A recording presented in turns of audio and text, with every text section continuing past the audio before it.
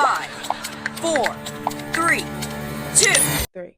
What's up, YouTube? It's your girl, Scholar Tashay, and you're listening to Sky Diaries podcast. Now, in this episode, it's going to be a doozy. I'm going to get right into it, but the only reason that I even decided to post a topic like this, which I'm going to get into in a second, the only reason I decided to post a topic like this is because I wish I would have seen this on my timeline, or I wish it was a female out here that was talking about these things, which there probably is. But if I can just help anybody, if this episode can just help anybody, then it's worth it. And that's why I'm putting this out there. It's not to bash anybody, it's not to really talk down on anybody. It's really just using my experience to help other people. This is all that is. And if you don't like it, oh well. And if you know the certain situation that I'm talking about, then you know. And if you don't, well, good. Welcome to my channel. This is Sky Diaries podcast, and stay tuned for more. So we're gonna get just right straight into it. After I just had my little yap session, I just want to say that seeing the best in people isn't bad, and like this topic is really just to help people be more aware and honestly spend less time dealing with people that aren't good for you. I'm going to be explaining why you need to believe them the first time. Okay? This is what this whole video is about. Believing people the first time, you know? Let's just get right into my experience. So, first things first, I was friends with this person. I don't even know what we should call him. I'm gonna call him Marker. I'm just gonna call him Marker. I don't like y'all. I really I'm not putting the government name out there. I'm putting no one's the government name out there, but I think we just gonna go with that because that's the first thing on my mind. So whatever. So me and Marker, we was friends, right? We was friends for a long time. Like we was friends longer than we was even together, right? And I'm gonna explain how this comes into play later. So we was friends for a while, and when I was his friend, I seen only a specific side of him. During the friendship, was a lot of rumors. It was really just a lot of stuff like people was saying about him, but as someone that has dealt with people talking about them, like I've dealt with people talking about me and just making stuff up, like literally out of completely thin air, so I chose to try to just get to know him as a person. I tried to just get to know Marker as a person, and it was like also I really wasn't like fully paying attention to the things that he was doing, because I had my own life going on and we were friends. I'm like, I'm not ready to be too invested in you, but honestly, I should have. I really should have. But even with the information I knew, right? Like him in relationships, he was very toxic. He has never had a long lasting relationship. Never. Never. Marker has never had a long lasting relationship. Right. And it's like, I'm knowing all of this. I'm knowing all of this as his friend. I'm just I'm seeing it. I'm witnessing it, and it's like it's just flowing over my head. It's just going over my head. It's like I'm still thinking that he's this type of person that is a good person, because I am the type of person that tries to see the best in people. I truly try to see the best in people, because I feel like it was moments in time where people didn't even try to see the best in me, so I try to always try to see the best in people. But in this situation, it really did backfire. So you know, I would say, after like being friends with him for a while, how things progress, like whatever, whatever. Now getting into the point where it's like, okay, now we're dealing with each other. Now I'm dealing with Marker, right? And then this is when the things start to happen. So first, I'm gonna tell you the first situation that had happened.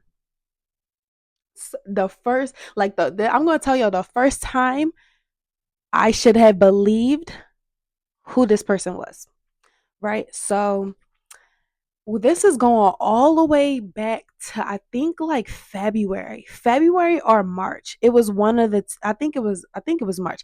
I really don't know. I don't know. But it was this year, a few months ago. I was sitting in class. This was when this was way before I graduated. I was sitting in English class, literally on my computer. I'm just typing on my computer, and I have a MacBook, so like any messages that pop up, you already know. So why I get a message from my homeboy, we're gonna call him KK. So I get a message from KK, and it was like on the lines of, like, when people be like, they text your name and it's like something, it's something serious. It was on, I don't know specifically what he said, but I know it was something that made me like tighten up and get up. Like I knew it was something serious, and I had a gut wrenching feeling that it was about Marker. So, you know, conversation throughout the whole conversation, I'm finding out that like Marker was with this girl, da da da da da, and this, that, and the third, and like the dates had overlined with me. And at this point, I'm just going through a lot. Like in my mind, I'm trying to process it. I'm trying to grasp my head around it, truly, because I'm like, me and this person is not even official yet, but I'm like, I'm thinking, because I'm this person's friend, like it's respect for me. Like at least like bottom line, it's always going to be like respect. It was never respect. But this is just the frame of mind I was in back then. I'm sitting up here thinking, and it's like I'm hearing the story. I'm hearing both of their sides. I'm hearing Marker's side and I'm hearing KK side, and it's like some things line up, some things don't make sense, but at the end of the day, it was all true. It was all true, y'all. It was all true. I'm not going to get into detail about what it was, but everything that was said in that conversation was true. But in that moment, I chose not to believe it because I had already like fixated in my mind that he wasn't that type of person. And it was like for years I sat there and I defended him. I defended him against so many people, and it was like, you was the one looking stupid in that room, girl. You was. And it's like, oh my gosh, like this whole situation really has me like I'm moving totally different now. But anyway, so I really just didn't want to believe that it was true, especially because it was really just like the beginning of me and him, and it was like I didn't want to, like, dang, like we didn't even start. But I would say like that was like a warning from God. It was like if I would have listened back then, I wouldn't have even went to prom with this man. Like would have saved me like 6 months of my life. It would have. Right? I didn't believe KK, and like time goes on, right? So I was really just in denial. I kind of like the situation always kind of stayed in my head because like it was always something that just didn't seem right to me. Like it was always just a gut feeling that just did not feel right about that situation, but I let it go because I have trust in God that the truth will always come out. Trust me, it always will. Honestly, if it doesn't come out right, like when you want it, it's probably because it's really bad and you need time to cool down. Because I just found out the whole truth now. This is literally like months later, and I'm finding out, like I just recently found out the whole truth, like the full on truth. And it's like, yeah, if I would have found this out before, oh, I would have had a crash out session. But now it's like I'm more calm and collective. Like I honestly don't care about that person. But we're gonna get into it because this is juicy. Now, this is kind of like, I don't know if he was trying to be manipulative. I really don't. But when me and him was in the relationship, like this is like skipping past like a couple months later, maybe 2 months, or even maybe a couple weeks later. I'm not really good with the time frame stuff, but a good time had passed. He was, I would say maybe he was going through a lot. Like I really like don't remember like like I can't sit there and like remember detail by detail. He would sit there, he would sit there and he would say to me, "Oh, I'm just a bad person." Like he would do things, he will always just apologize, never fix anything, never fix nothing. and just really blame it on him being a bad person. But let me tell y'all this, yeah, he was telling on himself.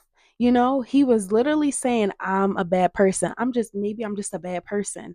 And it was like, at that point is where I should have believed him that he was a bad person. At that point, you would have thought, like, yeah, Scholar, you should have believed that he was a bad person. But no. And I would say, I don't know if he was trying to be manipulative, because that's kind of like a manipulative tactic. Because when you do that, you're going to, like, the person you're talking to, like, they're going to have empathy for you. You know, they're going to have empathy for you. And it's kind of manipulative, because that's how you kind of like move track on the conversation. Like, the focus point is moved. I don't know. I honestly take that as that was him telling on himself, like, you know, you are a bad person. And it's like, you know what, you are a bad person because of everything you did. Yeah, I'm trying to like be fun. Like, I'm sorry, like, this is really just funny to me. Him saying that he was a bad person, you know, like, it was true. But in that moment, it was like, you know, I'm the type of person that's like, I'm going to try to lift you up. You know, like, I'm going to try to lift a person up. If I see, like, if you coming to me, especially if you're a person that really means something to me, I'm not going to let you sit there and just talk down about yourself. Like, no, you know, I'm going to try to lift you up.